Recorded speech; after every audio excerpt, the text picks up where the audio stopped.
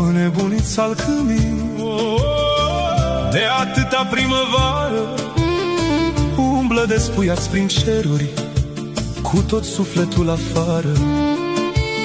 Și-au scos haina de mătase, alb și încărcat de rouă, cu miresme tari de ceruri smulse dintr-o taină nouă. Au înnebunit salcâmii și cu boala lor odată s-a întâmplat ceva, îmi pare, și cu lumea asta toată.